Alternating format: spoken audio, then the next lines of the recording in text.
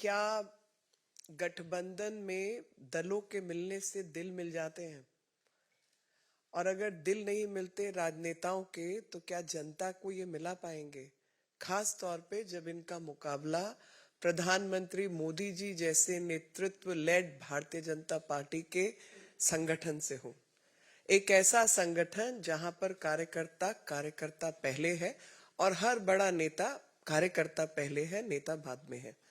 और वो जो शक्ति संगठन की है, वो जो शक्ति प्रधानमंत्री मोदी जी के नेतृत्व की है, उनके सामने ये जो बेजोड़ गठबंधन है, इससे क्या लाभ मिलेगा?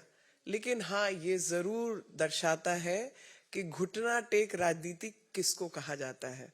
और ये घुटना टेक राजनीति, जिसका जीरो सम वाली राजनीति है, वो सबके सामने है। मैं और सोच रही थी कि किताबों की बात छोड़ दीजिए, किताबों के पन्ने पलटते हैं, लेकिन यहाँ तो लोग राजनीति के चक्कर में सिर पे खड़े होकर पांव ऊपर करके खड़े हो जाते हैं। और ये दिखाई दे रहा है, मतलब वो शीर्षासन दिख रहा है। और वो शीर्षासन दिख रहा है क्योंकि पांव पे चलने की और खड़े होने की औकात खत्म हो गई है, वो शक्ति खत्म हो चुकी है। और वो जो अशक्त पार्टियां हैं, वो किसी तरीके से अपने आप को शक्ति प्रदान करने के लिए इस तरीके की हरकतें कर रही है। मैं आपको इतिहास के पन्नों से कुछ चीज बताना चाहती हूँ। मैं आपको याद दिलाना चाहती हूँ 2013।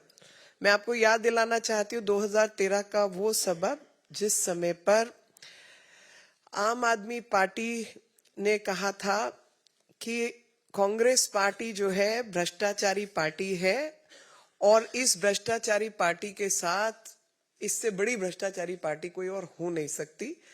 और केजरीवाल ने ये तक इंटरव्यू में कहा था कि एक दो मंत्रियों को छोड़ दो, सारे के सारे कांग्रेस पार्टी के अंदर भ्रष्टाचारी बैठे हैं, और लिस्ट तक जारी की थी। और मुझे लगता है कि वो लिस्ट आज पढ़ना जरूरी है। उस लिस्ट में शामिल थे कि आम आदमी पार्टी की लिस्ट में सबसे पहले कांग्रेस के उपाध्यक्ष थे उस समय राहुल गांधी, यूनियन मिनिस्टर थे कपिल सिब्बल, सुशील कुमार शिंदे, वीरप्पा मोइली, जी के वासन, सलमान खुर्शीद, कमलनाथ, श्री प्रकाश जायसवाल, फारूक अब्दुल्ला, एनसीपी के चीफ, और शरद पवार। फनी जो है वो ये बात है कि आज 10 साल बाद इन दोनों के बीच में कंपटीशन चल रहा है कि कौन ज्यादा भ्रष्टाचारी है। हम तो उस समय भी भ्रष्टाचार के खिलाफ थे और आज भी हम भ्रष्टाचार के खिलाफ हैं। लेकिन भ्रष्टाचार के आंदोलन को जिसको भाजपा ने शुरू किया, और असलियत में झाड़ू को थामने वाला हाथ पहले भी कांग्रेस का था और आज भी कांग्रेस का है। उसी हाथ ने इस झाड़ू को संभाल रखा था। उदाहरण मैं आपको बताना चाहती हूं कि कपिल सिब्बल खुद कानून मंत्री थे, जिस समय पर उस समय के कानून के मुताबिक झाड़ू का सिंबल एक नई पार्टी को, जिसने अपना बहुमत प्रूव ना किया हो, मिल नहीं सकता था। और ये बात मैं पहले भी कई बार कह चुकी हूं। अगर आपको याद हो कि एक बार भारतीय जनता पार्टी से उमा भारती जी अलग होकर उन्होंने अपनी पार्टी खड़ी की थी, तो उनको हर सीट के ऊपर अलग अलग निशान पे लड़ना पड़ा था। उगता सूरज वो मांग रही थी, वो उगता सूरज उनको दिया नहीं गया था क्योंकि इलेक्शन नियमों के अनुसार ये संभव ही नहीं था। लेकिन एक पार्टी झाड़ू, उसको आते ही मिल गया बिना कांग्रेस के चलते। ऐसा तो संभव ही नहीं था। तो कांग्रेस ने ही इस पार्टी को खड़ा किया था, और इस झाड़ू को जो थामने वाला हाथ था वही हाथ था। और भ्रष्टाचार में भी ये दोनों पार्टियां एक ही हैं, जो कि सामने दिखाई दे रहा है।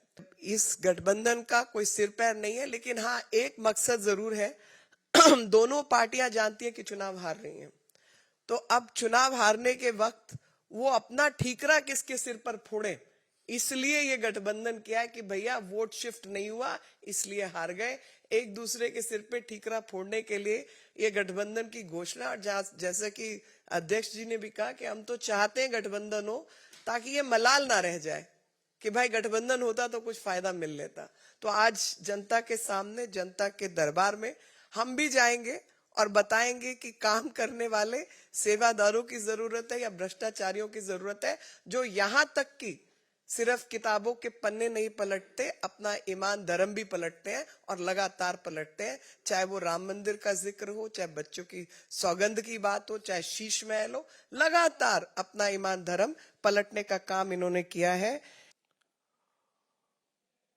और विधानसभा का वो दृश्य भी याद कीजिए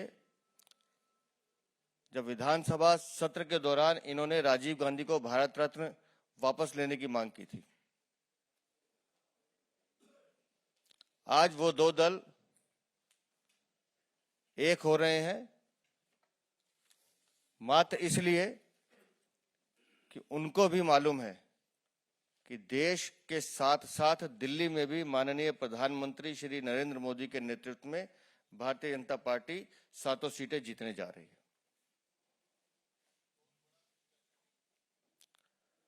अपना विश्वास डगमगाया हुआ है। अजीब सी शंका और भय के माहौल में ये दोनों दल हैं। अनर्गल आरोप लगाना और कल तक जिस भाषा का उपयोग एक दूसरे के लिए करते थे, आज जब उन दोनों को साथ देखा तो संतोष होता है कि भ्रष्टाचारी एक दूसरे के कंधे पर चढ़कर निशाना